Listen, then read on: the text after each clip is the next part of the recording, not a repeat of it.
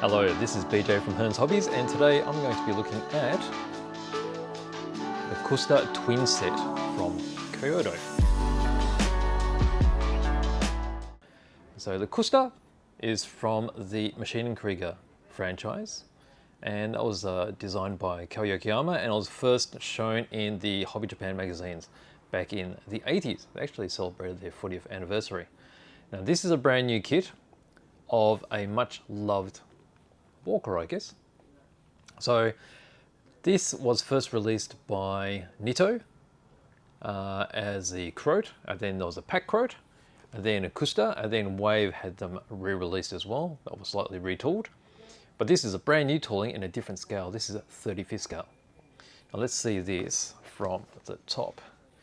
Now you've got some nice photographic work here of actual finished models. So it's great that it's a twin pack, because 35th scale, they're not going to be really huge, but they're a perfect, I guess, a great diorama type size, because you can make quite an interesting scene out of 35th scale.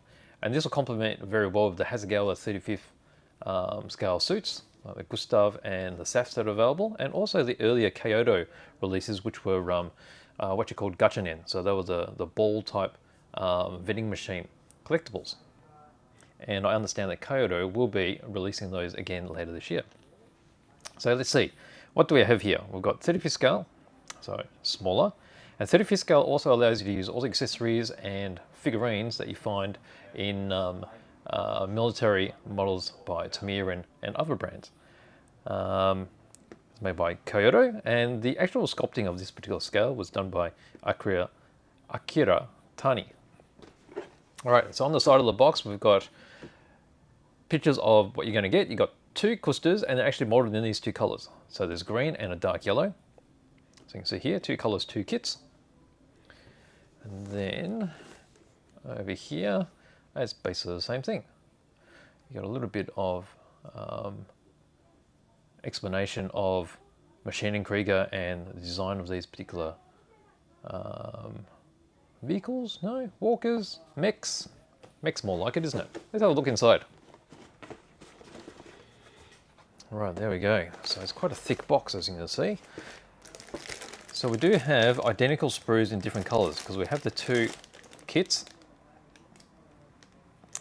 So two walkers. So let's have a look at this one first. Let's move this over here.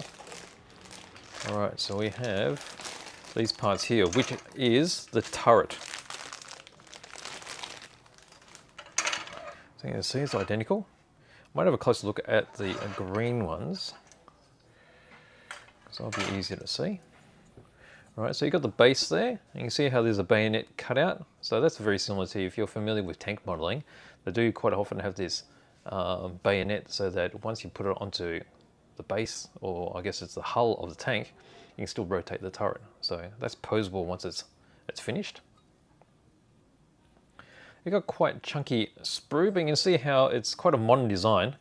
They've got these parts here, which basically help support the parts and reduce any damage in packaging. So it's a two-part mold, and it's nice how they've got these chunky locators here.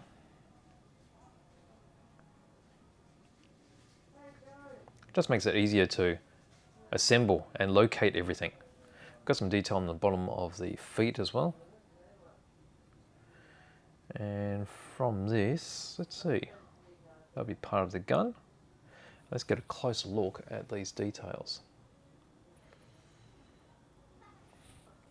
All right, let's get to the top of the turret. So you can see how they haven't spent a lot of time polishing it, because these particular parts here, it's preferable to have them really rough. So quite often we'll have those textured up with a really coarse cast finish. Instead they've got them molded in bolts and such. In general, the panel lines are sort of oversized, I guess, but that makes it a lot easier to locate the panel lines. So very different to, say, Hasegawa type aircraft panel lines, which are super fine.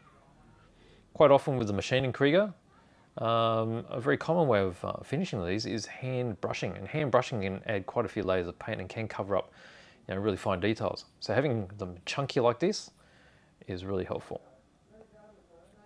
I mean, if you wanted it finer, you can always engrave finer lines if you wanted to, but I think they look really good. So moving along, we've got the feet. So you've got reinforcing type plates across the top, and then on the bottom there's also some detail underneath.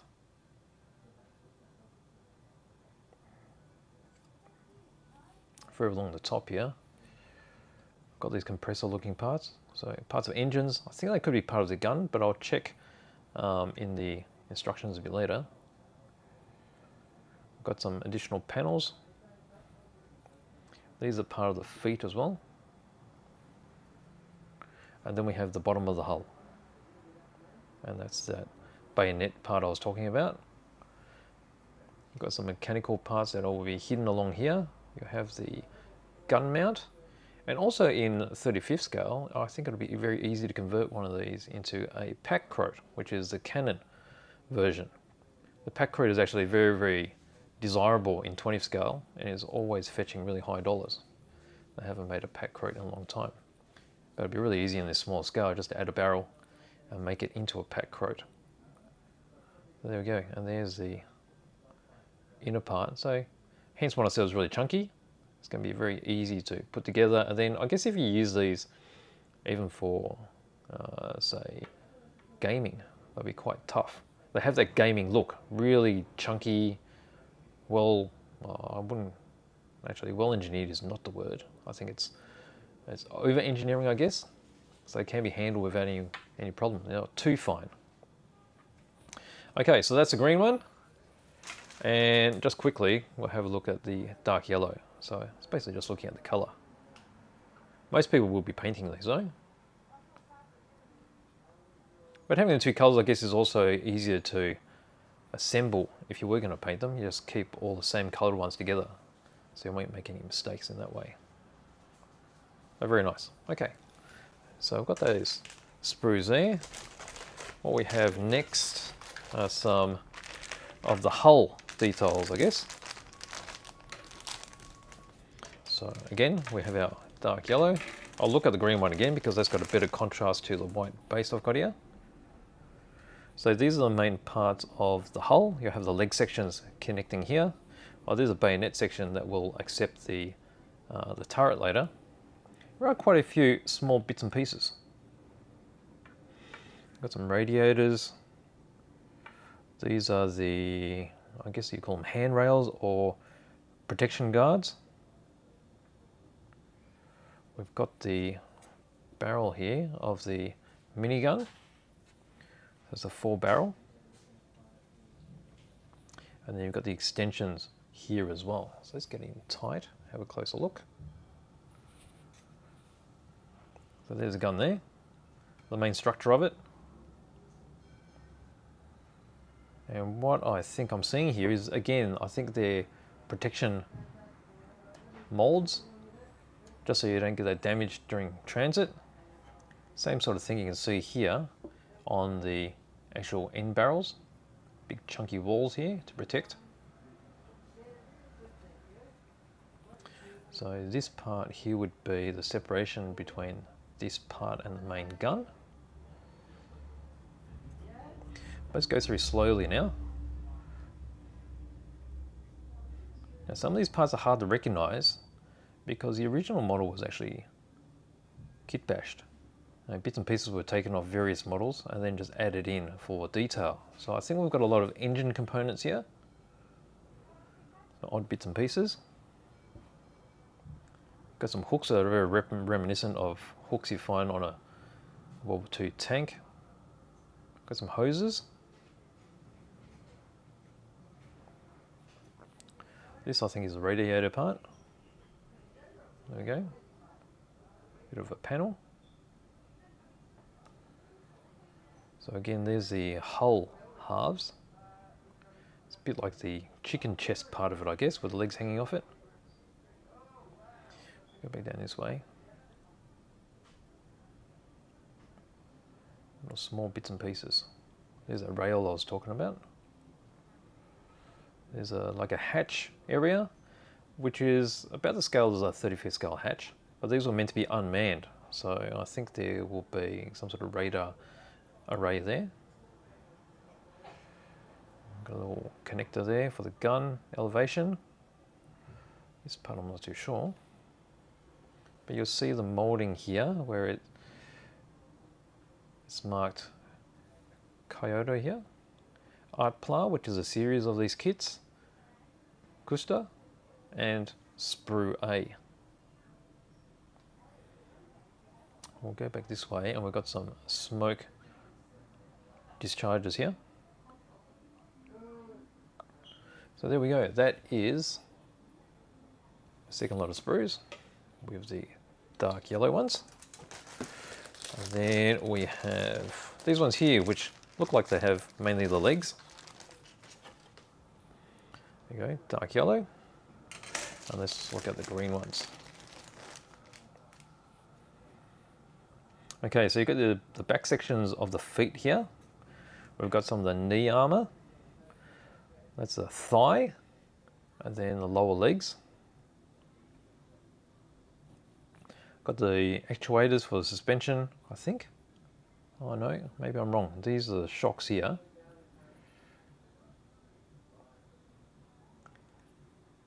And yes, it's mainly leg components. Let's have a closer look.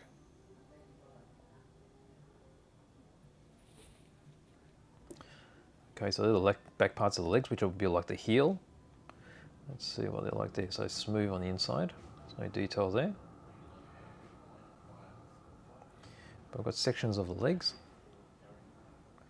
Here we've got some armor. Actually, this might be the hip armor because they're the larger sections. And that's the knee armor there. You can see the bolt patterns on the inside. Got the shock. Nice and cleanly molded with the spring all the way around. More chunky leg parts. Across here. So I'll be interested to see how they fit into the thigh area. There's the array, which it's basically like the radar array that fits on top of the hatch. There's some more little bits and pieces there.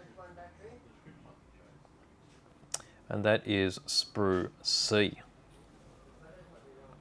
Now, interested to see how the legs will fit, because with the original Kroat Kusters, they actually had a very straight leg stance. They didn't look so natural. Then on the wave ones, they actually ball jointed it, so you can actually angle them out. And I hope they've done that with this one. Let's see, so we've got this. This is the final set of sprue. So here's the green one, and here's the dark yellow. Now we do have some other leg parts and engine components. So these are also leg parts. Engine bits. So these generally hang out the back of the walker. And there's some hoses.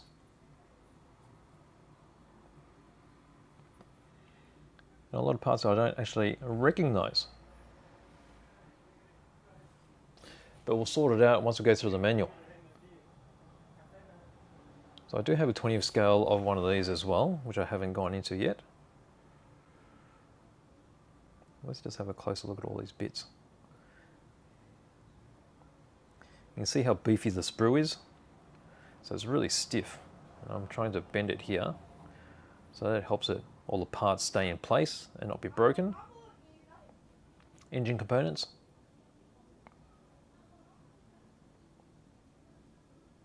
So if you have a closer look at a Kroat or a Kuster, you'll see that a lot of the engine components look like motorcycle engine parts. A couple of chunky bits here. So these look like the hips.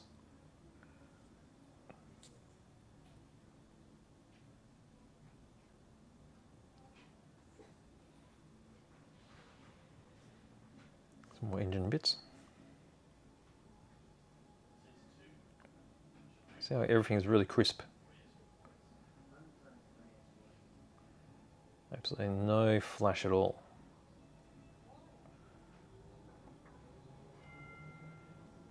So 35 is smaller, but you can see there are still quite a lot of parts involved. And we're getting two Kusters at the same time, which is a bonus. Okay, what else we got in our box? We have the manual. Okay, let's see what we've got. So it's one of these large sheets which is folded. So let's just open it up here. So we'll get straight into the assembly. There's not much in terms of how to prep or anything. It's a very basic manual. There's no recommended tools or anything. We've got the legend of all the parts, so you can actually see, recognize what's A, B, C, and D sprues. These are the decals which are included. So let's see how the construction goes. So we're building the turret first. Okay, so there's a gun. 3 components. And then it's on its mount with the elevation system. Mounts it into the bottom of the hull. Got a little bit of armor on the side. That gets closed up with the top of the hull. So I guess with the joins you can either choose to do a weld bead, which a lot of people like doing on these, which would use some putty and a small tool, or you could just fully fill that up and sand it smooth. We've got the smoke discharges going together here, some of the antennas and sensors. Here's the light looking part, which I actually call the infrared ray radiant, other side of the smoke discharges. We've got the cupola up here, a little bit of mechanical or engine type detail. Got some of the protection handrails, some more engine components going on the side. And then that is the turret complete. Then we work on the hull. So we've got the engine. Engine gets built first, and you can see it's very much like a motorcycle engine. The hull halves are put together, and that's all clamped together. Moving along, we get all the detail attached. You've got fuel tanks. Well, they actually call them walking stabilizers. And then we have, this is the turret support. We do have the hips going on right here. And then the legs are constructed. So quite a lot number of parts for the legs. You've got the shocks and then the feet. So the feet are 3 components. Actually, there's the ankle joint there as well. So looking at the hips are just attached with these rods. Okay, so it doesn't have ball joints there, but I guess that simplifies the assembly. So we've got the other leg being put together and then the legs attached. So you see here it's just a large pin going into a centerpiece. And I guess if you wanted to make it look like it had angled legs, it wouldn't be too hard. You just need to pin that in there and probably just shave off a little bit of the pin so that you can actually move the leg slightly on the hip. So there's the knee armor, and then you've got the hip armor here, which are those larger pieces. Then we go over this side.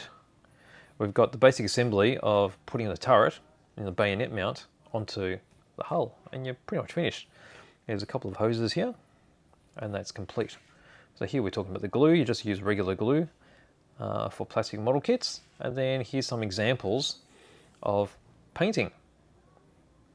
So it is actually available in 2 different configurations of color, but if you're a painter like myself, it doesn't really matter which one you get. So what I'm showing you now is the green and the dark yellow, and there is option of a Panzer grey and an interior white. So there's some options you can do with the painting, or you can paint it anything you like, really. There we go, back to legend. And then, where am I? Last thing are the decals. So I'm not going to open those up, but let's get in close. So a really nice selection of decals. Got some really tiny, you can see by the size of my finger. There's warning marks and such, which put all over the walker. And then we've got some of these squadron types, which are very much World War II German influenced. And then a variety of numbers. So they look very German tank Panzer type numbers too. There's also the World War II German aircraft influence there. So there we go. So that is my open box review of the Kaiyodo 35th scale Kusters in a twin pack. So this is a twin pack with the dark green and the dark yellow. So there we go. So I hope you enjoyed that. If you'd like to see more of this content, please subscribe and also like this video for some more. So thank you for joining me.